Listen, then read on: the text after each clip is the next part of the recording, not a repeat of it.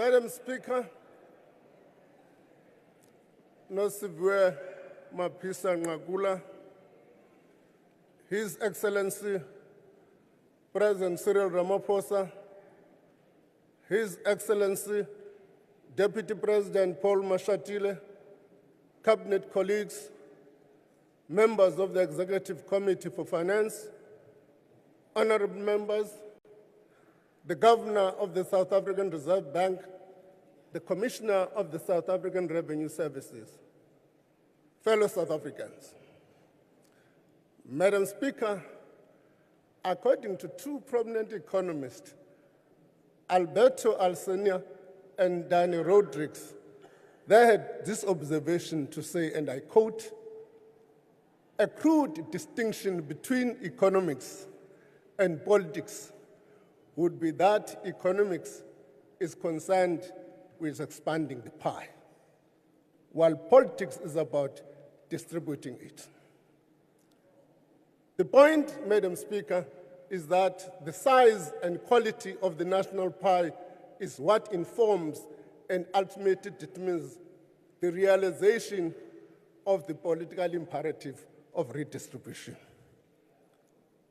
Our mission over the past 30 years has been to restore both social and economic justice for our nation and to decisively address the inequality that was the hallmark of the system of discrimination and dispossession.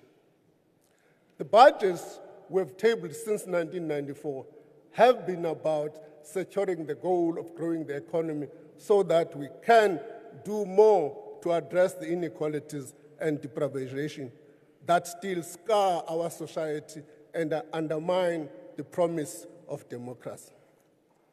So it is with a great sense of privilege and purpose that I stand before you to present the last budget of the 6th Democratic Administration.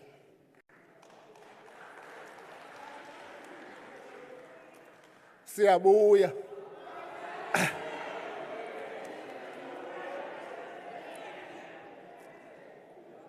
Madam Speaker, I therefore table the following documents before this House. The 24 Division of Revenue Bill, the 2024 Appropriation Bill, the estimates of national expenditure, the 2024 Budget Review, the 2024 Fiscal Framework, the Second Adjustment Appropriation Bill, the Budget Speech, the Gold and Foreign Exchange Contingency Reserve Account Deferral Amendment Bill. Allow me to begin, Madam Speaker, with the global outlook. Global growth is forecast to increase from 3.1% this year to 3.2% in 2025. The moderate improvement is due to growth in the United States and several large economies.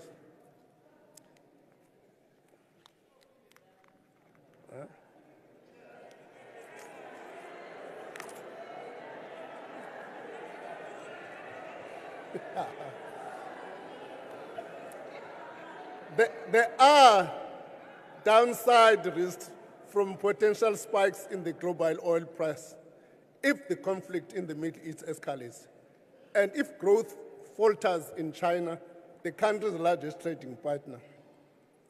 Despite improved global outlook for 2024, South Africa's near-term growth remains hamstrung by lower commodity prices and structural constraints. We estimate real GDP growth of 0.6% in 2023. This is down from 0.8% growth estimated during the medium-term budget policy statement. The revision is due to weaker than expected outcomes in the third quarter of 2023, particularly in household consumption and fixed investment. Between 2024 and 2026, growth is projected to average 1.1%. The growth outlook is supported by the expected easing of power cuts as new energy projects begin production and as lower inflation supports household consumption and credit extension. But there are also risks to the domestic outlook. These include persistent constraints in electricity supply, freight rail and ports, and higher sovereign credit risks. Our challenge, honorable members, is that the size of the pie is not growing fast enough to meet our developmental needs. As such, our fiscal strategy to support economic growth, reduce risks to the economy while ensuring fiscal sustainability. Compared to a year ago, the budget deficit for 2023-24 is estimated to worsen from 4% to 4.9% of GDP. The higher budget deficit means that debt service costs in 2023-24 have been revised higher by 15.7 billion to 356 billion. Debt service costs will absorb more than 20% of revenue. To put this into perspective, spending on debt service costs is greater than the respective budgets of social protection, health, or peace and security. For this reason, honorable members, we're strengthening our strategy and sticking to our fiscal goals. A net reduction of 80.6 billion in non-interest expenditure is being implemented over the medium term. At the same time, revenue has been revised up by 45.6 billion over the medium term relative to the medium-term budget policy statement. And we have taken the decision to introduce a reform of the gold and foreign exchange contingency reserve account, also known as GFECRA. Taken together, even with the spending increases I will announce later, the national government gross borrowing requirement will decline from 457.7 billion in 2024 to 428.5 billion in 26-27. The deficit will begin to improve from 24-24 to an estimated 4.5% of GDP, reaching 3.3% by 26-27. Debt will now peak at 75.3% of GDP in 25-26. All of this puts us in a position to continue to protect core services. It allows 60% of non-interest spending to be directed to the social wage. It allows us to preserve capital spending.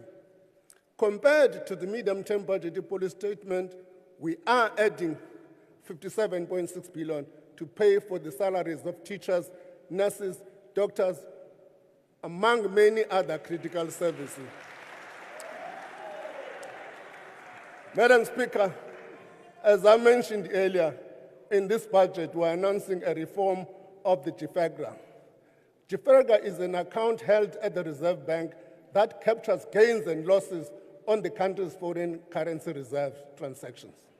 Simply put, if the rand strengthens against the US dollar and other reserve currencies, the account balance declines, and vice versa. The account balance has grown to over 500 billion over the years because the rand has depreciated over time. A new settlement arrangement is being introduced that will reduce government borrowing and improve the Reserve Bank's equity position. Ultimately, we are bringing South Africa closer to our peers and ensuring alignment to international best practices. We will draw down 150 billion rand of the GFECRA balance once we have ensured that the sufficient buffers are available to absorb exchange rate swings and the solvency of the Reserve Bank is not compromised. We have embarked on a broad structural reform agenda that aims to address the challenges that held back our growth. This agenda included areas like electricity, logistics, water, telecommunication, and visa reforms. The budget review details the good progress that has been made in these areas over the past few years, but obstacles remain. And let me focus on the two largest of these. Load shedding is a problem that confronts all South Africans. It disrupts production, operations, livelihoods. Reforming the sector will result in long-term energy security.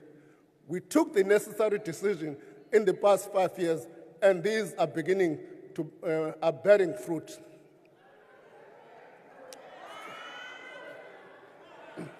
To promote further investment in renewables, this budget proposes an increase in the limit for renewable energy projects that can qualify for carbon offset regime from 50 megawatts to 30 megawatts.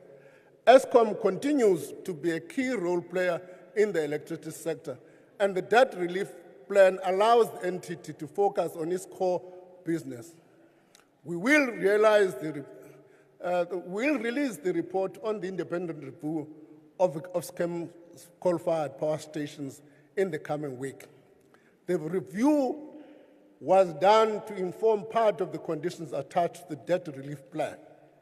The recommendations will fit into Eskom's corporate plans to bolster accountability and oversight. It is through the combination of private investment in new energy projects, rooftop solar installations, and improvements in Eskom generation fleet that load shedding will reduce, and reliability and security of supply improve. In addition, to support these efforts, we're introducing a new 2 billion conditional grant over the medium term to fund the rollout of smart prepaid meters. This will begin with the municipalities that have been approved for debt relief. To address South Africa's increasingly unreliable logistics system, Cabinet approved the Freight Logistic Roadmap in December 2023.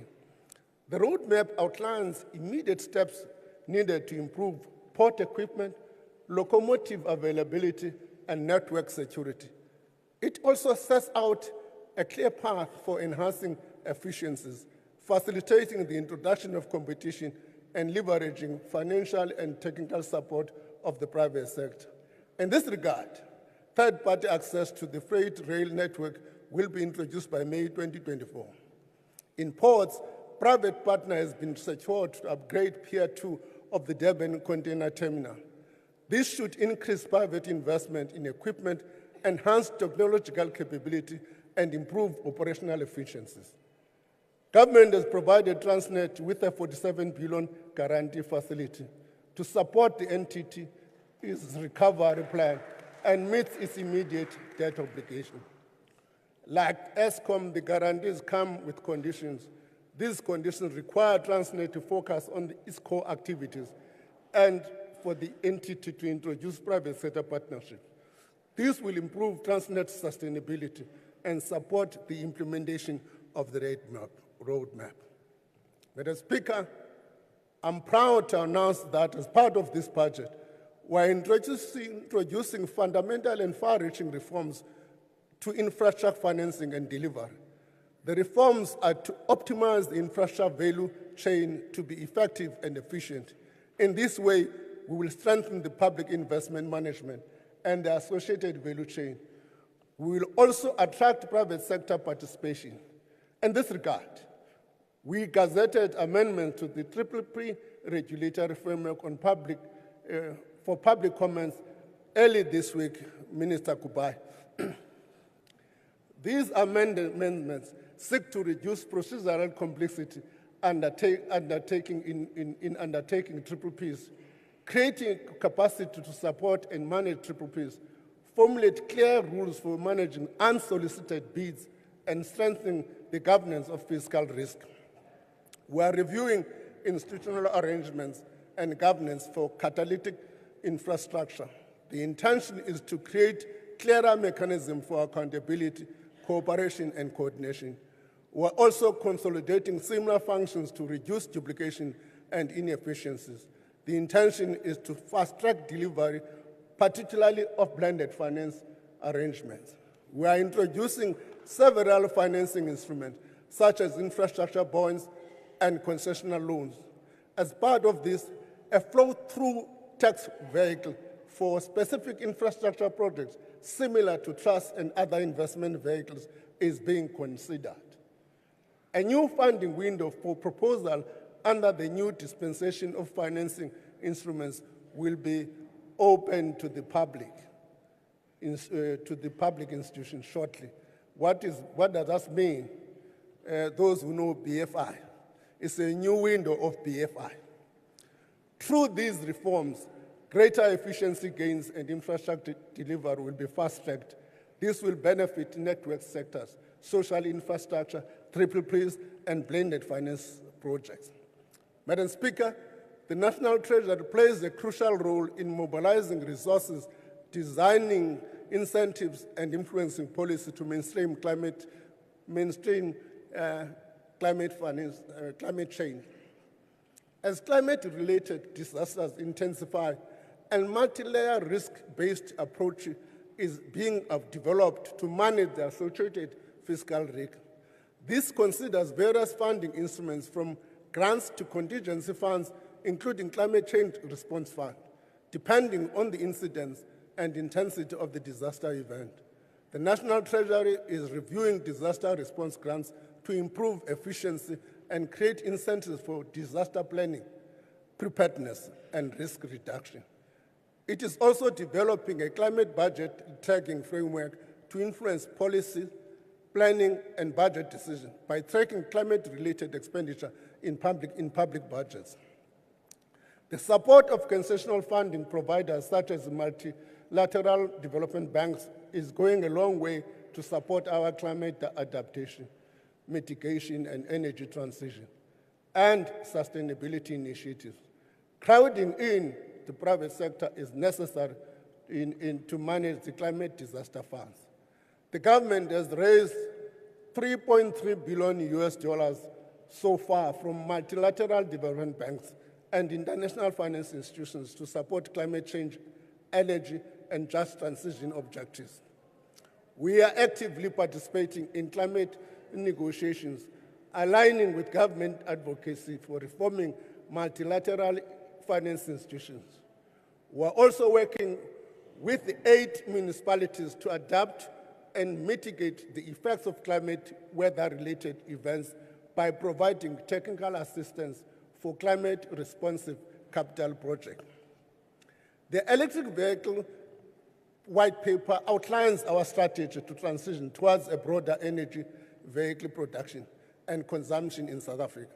Starting with electric vehicles, it aims to transition the automotive industry from primarily producing internal combustion engine vehicles to a dual platform that includes electric vehicles by 2035.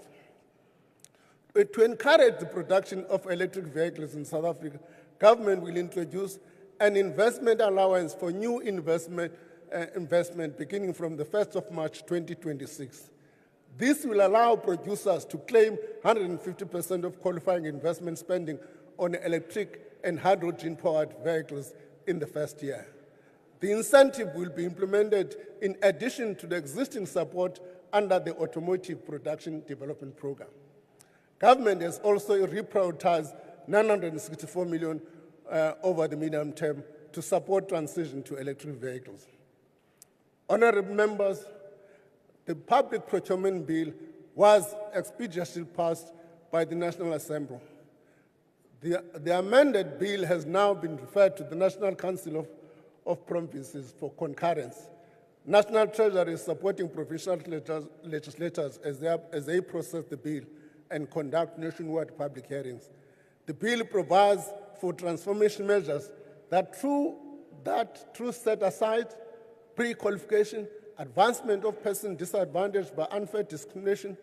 These measures will be applicable to specified categories of persons, including small enterprise owned by Black people, Black women, Black youth, Black people with disabilities, and enterprises with particular geographic area, including enforcement of transformation through the BBBE level status.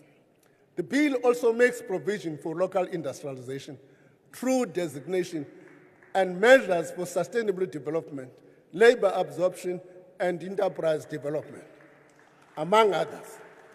We're well aware that currently procurement processes often fall short of delivering the cost-effective solution to government's needs. Too often, there's a substantial disparity between the prices government is paying is being charged and the prevailing market price. For instance, I'm told the government buys ICT hardware such as laptops, uninterrupted power supply devices, monitors, and toners at between 1.5 and 1.2 or 2 times more than market price. Given that government buys in large quantities, we should in fact be paying less and leveraging our buying power to get more value for our money. Obtaining value for money as the principle of efficiency, transparency, and competition remain paramount. And we want to assure South Africans that these principles are not incompatible with transformation. Honourable members, the weak performance of our economy has resulted in sharp deterioration in tax revenue collection for 23-24. Yaqala indaba ndiza kule ndawo enzima ye-tax.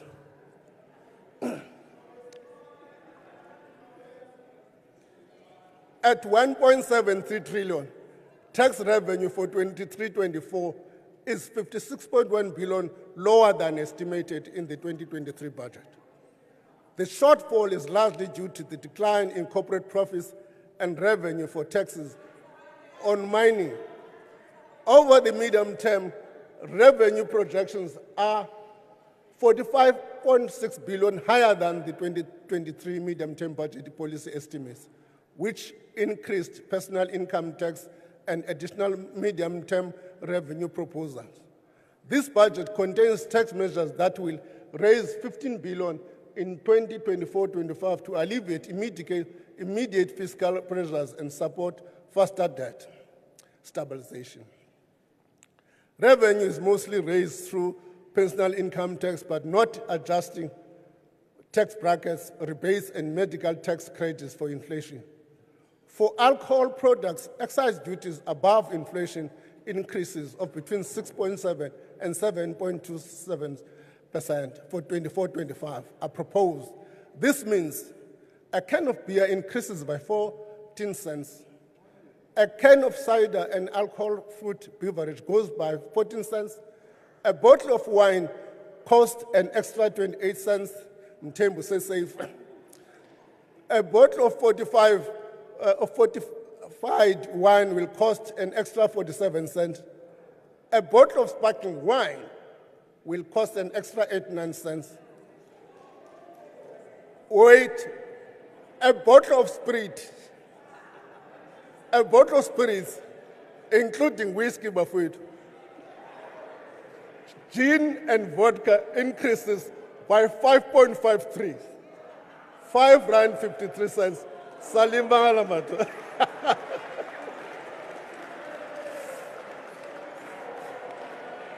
We're also proposing into no sibeto BE apho basinganga. Ku whiskey nezazinto sishayo BE uba ulapho ke na ulimele mfowethu. We're also proposing increased tobacco excise duty by 4.7% for cigarettes and cigarettes tobacco, and by 82% for pipe tobacco. This translates into 9 rand 51 cents increase for cigars.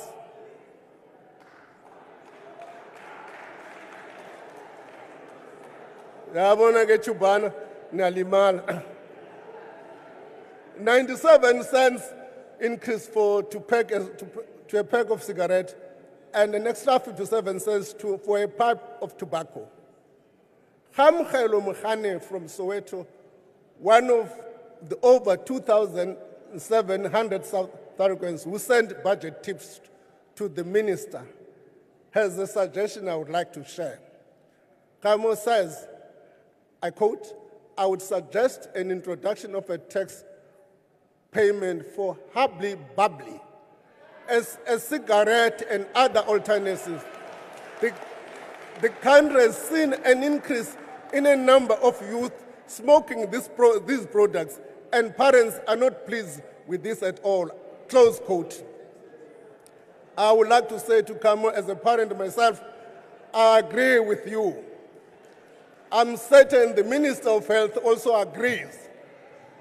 You will be happy to hear that we are tabling an increase of the excise duty on electronic nicotine and non-nicotine delivery systems known as vapes to R3.04 per milliliter. On environmental taxes, the carbon tax increased from 159 to 190 rand per ton of carbon dioxide equivalent from the 1st of January 2024. The carbon fuel levy will increase, not the fuel levy, the carbon fuel levy will increase to 11 cents per litre of petrol and 14 cents per litre for diesel, effective from the 3rd of April. A discussion paper outlining proposal for the second phase of the carbon tax will be published for public comment later in the year. Madam Speaker, we are mindful of the already high cost of living, the impact fuel prices have on the food and transport costs. In this regard, we are proposing no increases to the general fuel levy for 24-25. This will result in a tax release of around 4 billion. This is money back in the pockets of consumers. Madam Speaker, progress has been made on the two-pot retirement system since I last addressed you during the medium-term budget policy system. Contribution to retirement funds will be split with 1/3 going into a savings component, 2/3 going into a retirement component. Now, ndifuna ukwezicacisa le nto ke bantakwethu. Ndifuna ucacisa le nto. Abantu bandistopa bonke esitratweni bandibuza uba iphuma nini imali yethu. Nibaxelele ke ngomalungu eParliament xa nigoduka ukuba from i-1st kaSeptember bonke bazayifumana le mali. From i-1st kaSeptember laa mali yepension iyafumaneka. Nam funeka bayeke undiphazamisa endleleni. Ndinomnye udadewethu phaa oyitishala unozicela usafuna ngokuba ndiyazi noyazi uba imali yena azayifumana ndizayazela phi ngoba kaloku uyawuyazi ngepension yakhe. So from the 1st of September 2015, silwile nojonga le. We must commend on Honorable Maswangai. He has been vociferous in making sure that this bill passes. And we even fought on the timelines. It was difficult to persuade him because the industry was not ready. He wanted to be effective from the 1st of April, but the industry was not ready, but he allowed us to postpone it to the 1st of September. Thank you, Comrade Maswangai. So, the two-pot system ensures that we strike a balance between preserving contributions to safeguard a better retirement for members while addressing the plight of the people to access some of their retirement funds to help ease their financial burden in times of distress. Over the next few years, we're also implementing a global minimum corporate tax to limit the negative effects of tax competition. Multinational corporations with an annual revenue exceeding 750 million euro, 750 million euros will be subject to an effective tax rate of at least 15%, regardless of where their profits are generated. This is a global tax. That's why even the benchmark is euros. It's an agreement in the OECD. So we're beginning to implement that. So irrespective of where your profits are generated, the proposed reform is expected to yield an additional 8 billion in corporate tax revenue in 26-27.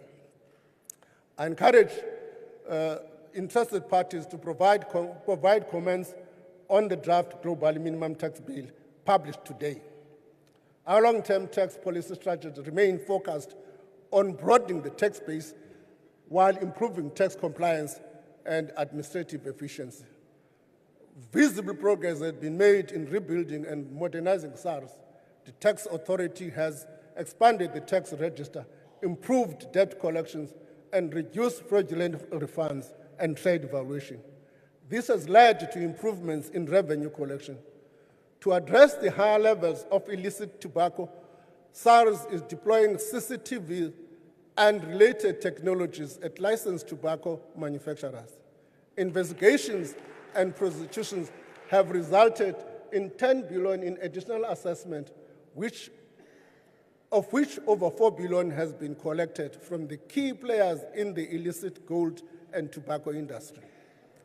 These and other efforts have assisted with the improvement in revenue. Our bigger challenge, as I've stated earlier, is that our pie is not growing fast enough, and this limits our ability to generate sufficient revenues to distribute among our priority areas.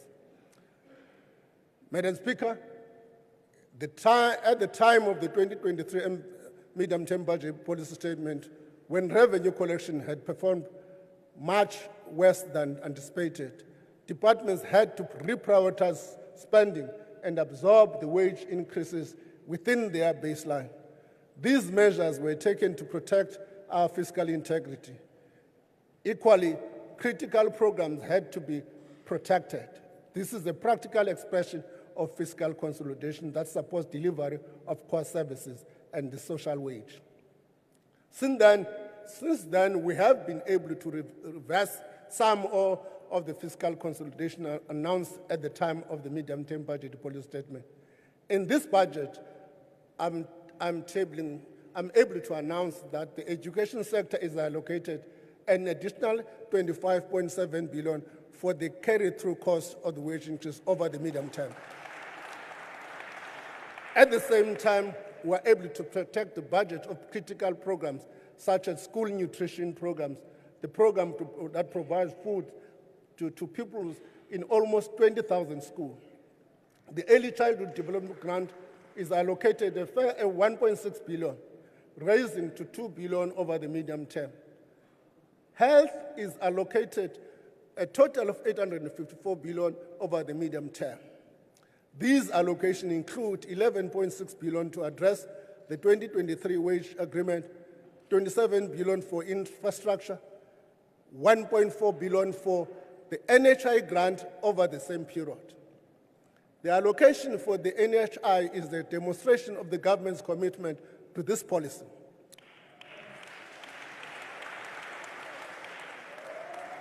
There remain a range of system strengthening activities that are key enablers of an improved public healthcare system that must be undertaken. Such activities include building a national health information system and digital patients' records, upgrading health facilities and improving the quality of care to ensure that they meet the minimum criteria to be certified as accredited for contracting under NHI. Strengthening facilities and district management in preparation for contracting.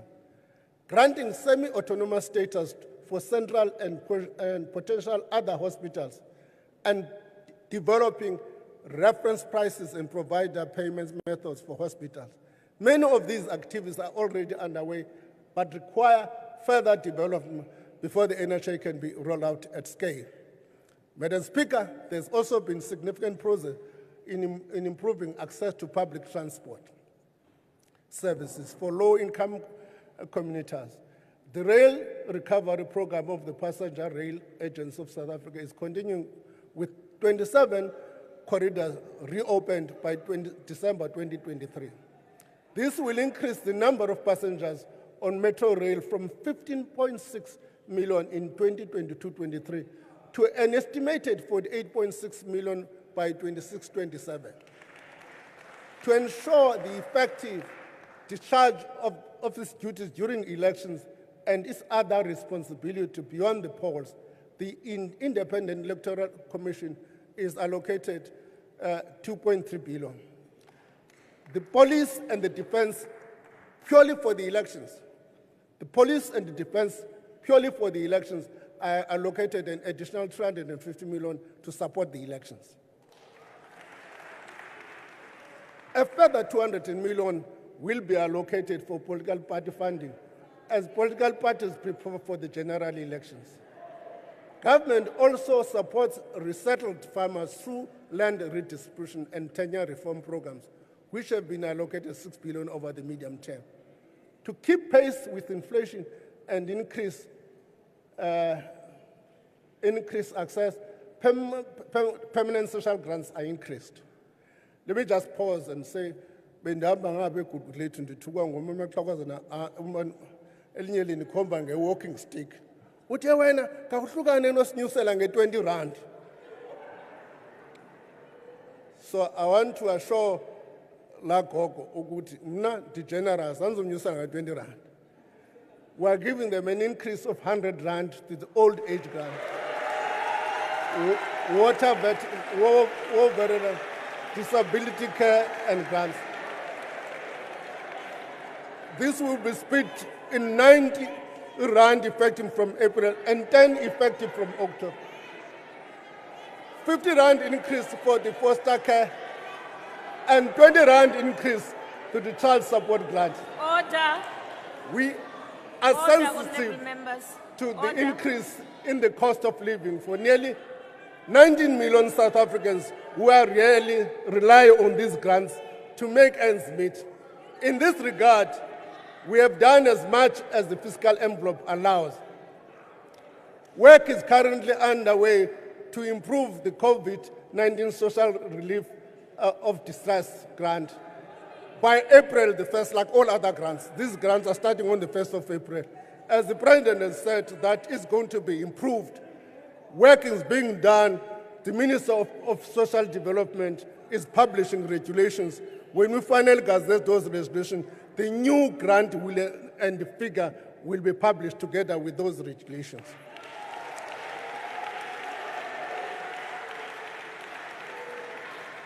These improvements will be within the fiscal framework.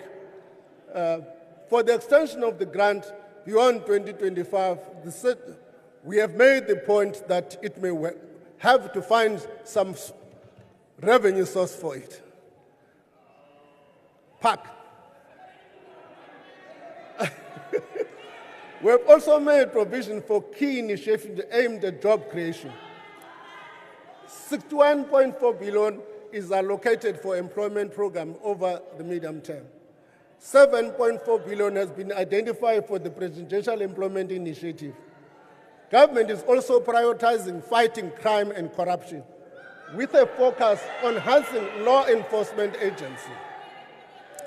Mamela, I was in that going on. If facts is on the table, we're doing the work. We're doing the work.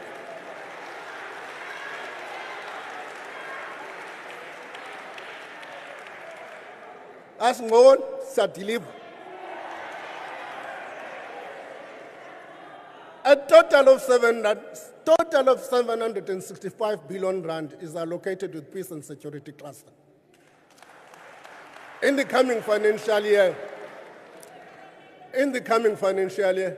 10,000 new police recruits will be trained. And as part of the country's responsibility to promote regional peace and stability, this budget will also allocate funding for the deployment of soldiers in Mozambique and DRC. Work on costing and identifying these needs for these critical missions will continue throughout the year, and funding will be allocated as such. 628 million has been allocated to the Department of Justice and Constitutional Development for the implementation of FATF and State Capture Commission recommendations, bringing the total funding to these efforts to 2.3 billion. Government is using 2.9 billion from the Criminal Asset Recovery Account to combat illegal mining and other priority crimes, with a 60% allocated, in fact 1.7 billion allocated for the deployment of the police, including vehicle procurement. This budget is also prioritizing infrastructure provision. Government plans to invest more than 943 billion rand in public infrastructure. Spending will support refurbishment and maintenance of existing assets and the building of new infrastructure. Madam Speaker, 2.8 trillion, or put it differently, 5.1% of total non-interest expenditure is allocated to provinces and municipalities over the next 3 years. 531.7 billion is allocated to local government and 2.2 trillion for provinces. An additional 105 billion rand is allocated to provinces for the next 3 years to cover the cost of implementing the 2023 Public Service Wage Agreement, mainly in education and health sector. Provision of these additional funds will cushion the wage bill pressure faced by these critical personnel-intensive departments, while freeing up resources for capital investment in goods and services. Moreover, reductions that were previously made on some of the grants have been reversed. Restoring baseline of these grants will help maintain important service for the most vulnerable and provide for critical capital investment. However, to ensure public finances remain sustainable, the reductions are maintained to several other grants baseline, although many continue to grow over the next 3 years, despite the reductions. Regarding municipalities, an additional 1.4 billion is provided for municipal disaster recovery grant to fund the repair and reconstruction of infrastructure damage by the tragic floods of 2023. Madam Speaker, municipalities are the coalface of service delivery. Sadly, an unacceptable number of them are experiencing weaknesses in governance, financial management, and service delivery.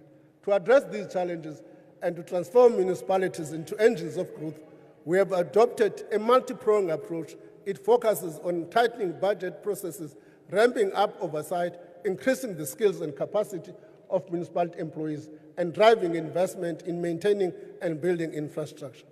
Madam Speaker, this year the country hosts the annual meetings of the New Development Bank, which will happen for the second time since formation of the BRICS Bank. In 2025, South Africa takes on the presidency of the G20, following that of Brazil and India.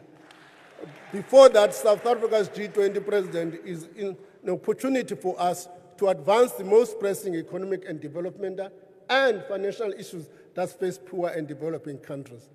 As President Ramaphosa rightly stated in his State of the Nation address, our goal is to place Africa's development at the top of the agenda when we host the G20 in 25. We are working on the necessary allocations and identification of funds to make sure that the various events are a success. As we have shown recently, South Africa remains an important regional and international leader. Through participation and advocacy on platforms such as G20, we can push for substantive reform of multinational institutions like the World Bank and IMF, so that developing countries participate more equally in the decision-making process and global governance. Moral courage and know-how are not in short supply in our country. We should harness these gifts not only to better ourselves and our economy, but for the benefit of the entire continent. Madam Speaker, we've come a long way in the last 30 years. 30 years ahead of us, and whatever the challenges and opportunities they may bring are something we should look forward to. Given our difficult past and some of the inevitable challenges we have faced as a young democracy trying to find its place in a world marked by a number of new and overlapping crises, it would be easy to indulge in extremes, either of blind optimism or crippling pessimism. We should resist both these extremes. Rather, we should heed the words of our first democratic President Nelson Mandela, who more than saw the pursuit of socio-economic justice and shared prosperity as a journey rather than a destination. Allow me to repeat what the President said in his closing remarks. I have walked that long road to freedom. I have tried not to falter. I've made missteps along the way, but I have discovered the secret that after climbing a great hill, the only finds that there are many more hills to climb. I've taken a moment to rest and to steal a view of the glorious vista that surrounds me. To look back to the distance I have come, but I can only rest for a moment, for with freedom comes responsibility. I dare not linger, for my long walk is not ended. In the land.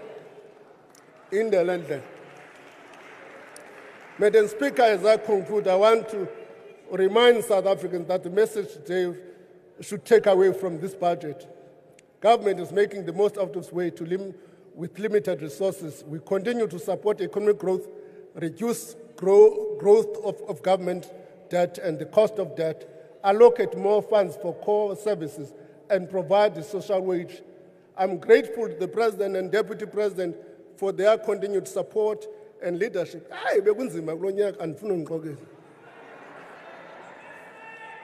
Lo support yenu bifuneka nya.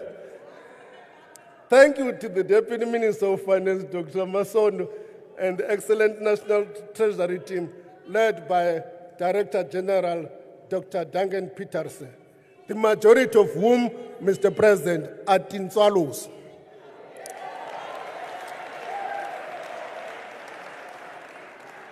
Thank you to the Commissioner of the South African Revenue Services and the Governor of the South African Revenue Bank. Thank you to my colleagues, the ministers in the committee of the Mincom Board and in the Budget Council who shared the heavy load of the tough decision that may to sustain the public finances. To Parliamentary Committee, my chairperson, Honorable Maswanganye, Honorable Telezi,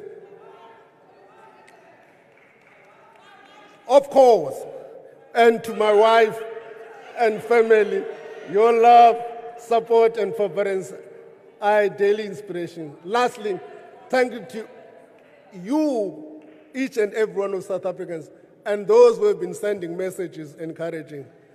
I thank the